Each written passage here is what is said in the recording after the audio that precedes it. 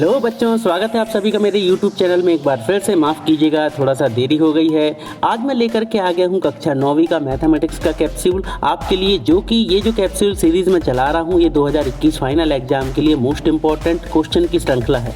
आज के इस वीडियो में मैंने आपके लिए चैप्टर 7, 8, 9, 10, 11 मैथमेटिक्स के जो अध्याय 7, 8, 9, 10, 11 हैं उसके कुछ महत्वपूर्ण क्वेश्चन आपके लिए प्रस्तुत किए हैं और इनको मैंने परीक्षा धन की आंसर सीट के साथ दे दिया है।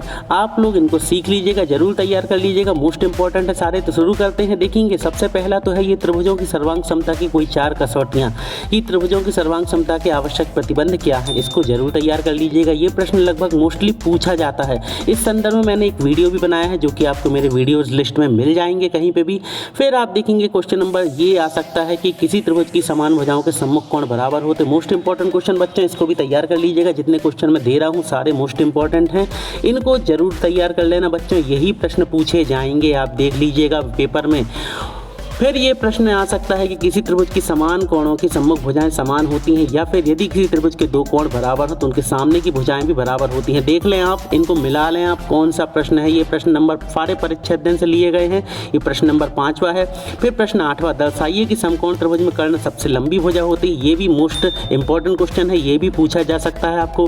फिर क्वेश्चन नंबर 9वां है, सिद्ध कीजिए कि किसी त्रिभुज में तीनों शीर्ष लंबों का योग उनकी तीनों भुजाओं के योग से छोटा होता है। इस प्रश्न को भी आपको सिद्ध करना बच्चों। अभी समय नहीं था, वीडियो काफ़ी लंबा हो जाता, लगभग 2.5-3 घंटे का बन रहा था, इसलिए मैं अब इन प्रश्नों को एक एक करके आपके सामने सॉल्व करके प्रस्तुत कर दूंगा। अभी आप इनको प्रश्नों को मिला लें। फिर क्वेश्चन नंबर 10 देख लीजिएगा, त्रिभुज एबीसी में एडी भुजा बीसी का लंब समद्विभाजक है, तो दर्शाइए कि त्रिभुज एबीसी एक समद्विबाहु त्रिभुज है जिसमें एबी जो है वो एसी के बराबर है। मोस्ट इंपॉर्टेंट क्वेश्चन है बच्चों, सारे के सारे ये मैंने परीक्षा से सिलेक्ट किए हैं, ये प्रश्न ही पूछे जा सकते हैं। क्वेश्चन नंबर 11 देख लीजिए, एडी एक समद्विबाहु त्रिभुज एबीसी का एक शीर्ष लंब है जिसमें एबी जो है वो एसी के बराबर है। तो आपको दर्शाना क्या है कि जो एडी है वो रेखाखंड बीसी को समद्विभाजित करता है और एडी जो है कोण ए को भी समद्विभाजित करता है। ये देखिए पूरा सॉल्यूशन आपके सामने है, आप इनको सीख लीजिएगा किसी भी माध्यम से। आप जैसे भी पढ़ते हैं, जहाँ कोचिंग पढ़ते, ट्यूशन पढ़ते हैं, या जिस भी किसी भी माध्यम से आप ऑनलाइन स्टडी कर रहे हैं वहाँ से आप जरूर कर लें इनको तैयार। इनको आवश्यक रूप से अपने टीचर से बोल करके इनको सीख लें। फिर क्वेश्चन नंबर 15 है, दर्शाइए किसी समद्विबाहु त्रिभुज का प्रत्येक कोण 60 अंश का होता है। बिल्कुल छोटा सा आंसर है, देख सकते हैं आप, इसलिए मैंने यहाँ पे आंसर के साथ प्रस्तुत कर दिए हैं कि अगर आपके पास कोई गाइड अवेलेबल नहीं है तो आप इन्हीं प्रश्नों को यहीं से इनके आंसर लेकर के इनको आप तैयार कर सकते हैं। 16वां क्वेश्चन देख लीजिएगा, बी और सी एफ एक त्रिभुज एबीसी के दो बराबर शीर्ष लंब हैं, तो राइट हैंड साइड सर्वांग समता नियम का प्रयोग करके सिद्ध करना है कि त्रिभुज एबीसी एक समद्विबाहु त्रिभुज है। इसको भी समद्विबाहु की कंडीशन प्रूव करनी है। फिर इसके बाद देखेंगे आप चतुर्भुज चैप्टर स्टार्ट हो गया। अभी त्रिभुज फिनिश हुआ, अब चतुर्भुज आ गया। चतुर्भुज में आप देख सकते हैं एक चतुर्भुज के 3 कोण 75, 90 और 75 अंश है, तो इसका चौथा कोण क्या होगा। तो बच्चों आपको पता होना चाहिए किसी चतुर्भुज के चारों कोणों का योग कितना होता है, 360 अंश। तो आप ये 3 त्रिभुज हैं, जो 3 मान है, इनको टोटल करके 360 से डिवाइड कर दें, घटा दें, तो इसमें आपको चौथा कोण मिल जाएगा। ठीक है। फिर इसके बाद 5वां वाला देख लीजिएगा, ये इंपॉर्टेंट है। 5वां 6वां तैयार कर लीजिएगा। ठीक है। 7वां है समांतर चतुर्भुज एबीसीडी में कोण बराबर कौन कौन से होते, कोण ए, कोण बी, कोण बी, कोण सी, कोण ए, कोण सी और कोण डी। ठीक है।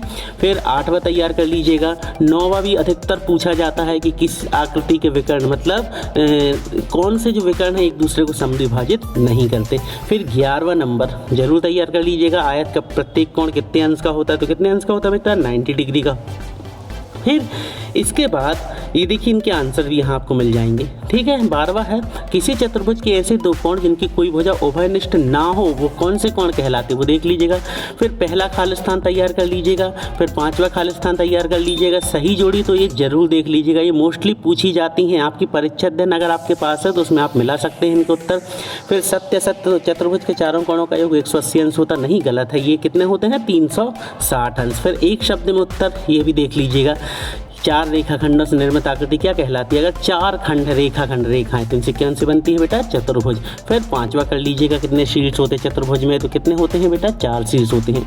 अब ये एक प्रश्न नॉर्मली पूछा जा रहा है, पिछले 2 सालों से हम देख रहे हैं कि एमपी बोर्ड के जो एग्जाम है एनसीईआरटी पैटर्न में ये जरूर आ रहे हैं प्रश्न की आयत के गुण दे दीजिए या फिर समांतर चतुर्भुज के गुण दे दीजिए। आप मिला सकते हैं, अगर आपके पास ओल्ड क्वेश्चन पेपर है तो आप देख लें, ये प्रश्न पूछे गए हैं। फिर प्रश्न तीसरा देखिए, चतुर्भुज के कोई 4 प्रकार। चतुर्भुज कितने प्रकार के होते हैं तो देख सकते हैं आप कितने प्रकार के हैं। समांतर चतुर्भुज, आयत, वर्ग या समलंब चतुर्भुज, ये 4 प्रकार के हैं।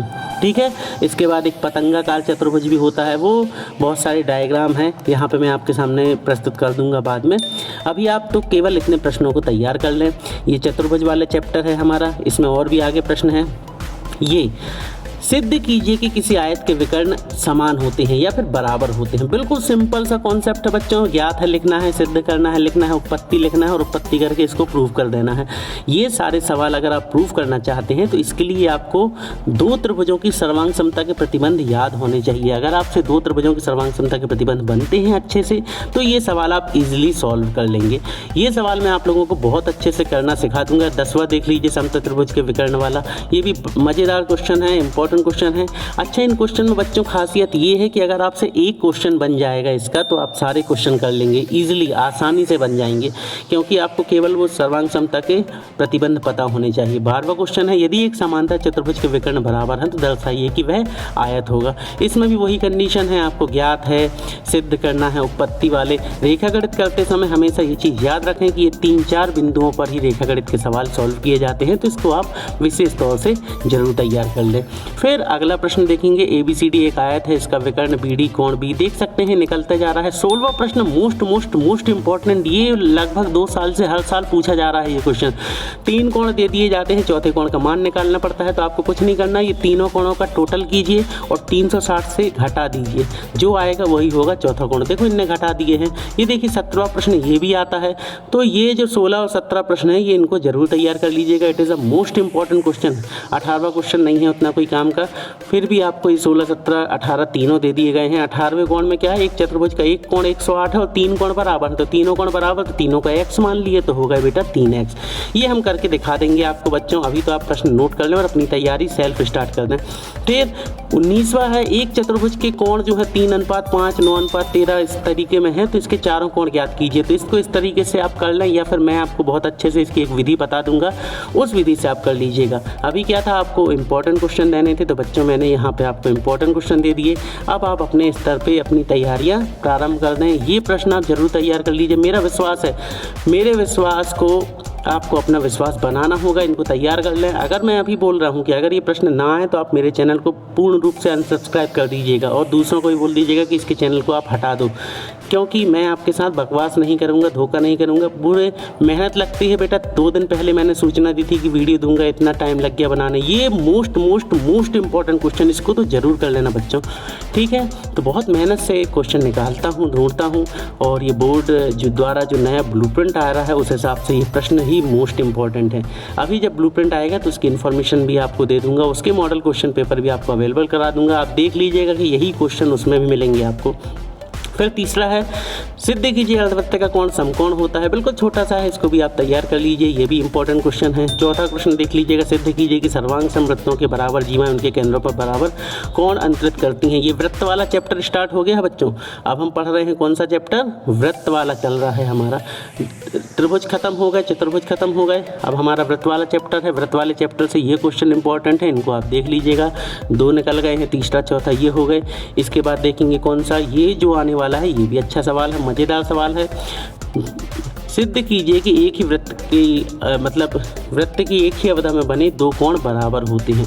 थोड़ा सा टिपिकल है ये। आपको देखिए रेखागणित करने के 2 तरीके हैं। अगर आपको रेखागणित बहुत अच्छे से समझ में आ रही है तो आप उसको समझ करके तैयार कर लें, और नहीं तो अधिकतर क्या होते हैं बच्चों, ये प्रश्न जो होते हैं ये प्रमेय पर आधारित होते हैं, तो इनके कथन को आप याद कर लें या इन्हें याद करके भी आप तैयार कर सकते हैं। बस चित्र को आपको बनाना अच्छे से सीखना होगा, ठीक है। फिर इसके बाद देखेंगे 27वां क्वेश्चन जो इसमें आ रहा है, संलग्न चित्र में एक कोण इतने अंश का दूसरा इतने अंश, तो BDC का मान याद कीजिए। बिल्कुल सिंपल मेथड है, इसलिए मैंने आपको उत्तर के साथ यहाँ प्रस्तुत किए हैं ये इंपॉर्टेंट क्वेश्चन, कि अगर आपके पास कहीं उत्तर की अवेलेबिलिटी नहीं है तो आप कम से कम इन उत्तरों को आप स्क्रीनशॉट लेकर के आप अपने स्तर पे आप इनको तैयार करना प्रारंभ कर सकते हैं, ठीक है बच्चों।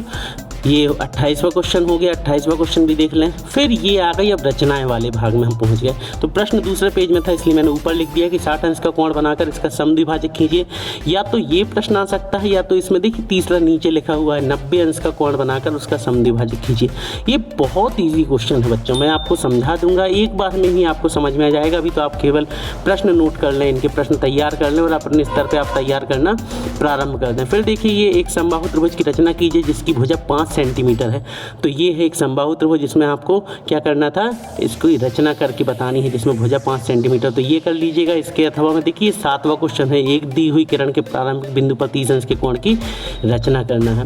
ये भी अच्छा मज़ेदार सवाल है। तो बच्चों ये सारे सवाल में मैं आपको फिर से बोलूँगा, इन सारे सवालों के हल मैं अपने अगली वीडियो में छोटे छोटे वीडियो बना के 1-1, 2-2 सवाल के वीडियो बना के आपके लिए प्रस्तुत करूँगा। अगर पूरे वीडियो बनाऊँगा तो 1-1.5-2 घंटे के बनेंगे, आप भी बोर हो जाओगे तो आप देखोगे नहीं। तो आप इतने प्रश्न मैं दे रहा हूँ, इनको आप तैयार कर लें। फिर इसके बाद हमारे लास्ट पेज की ओर हम बढ़ते हैं। ये है दीर्घवृत्तीय का पहला, ये रचनाएं वाले में मिलेगा आपको कि एक त्रिभुज ABC की रचना कीजिए जिसमें BC बराबर इतना है, कोण B बराबर इतना और AB + AC बराबर 13 सेंटीमीटर।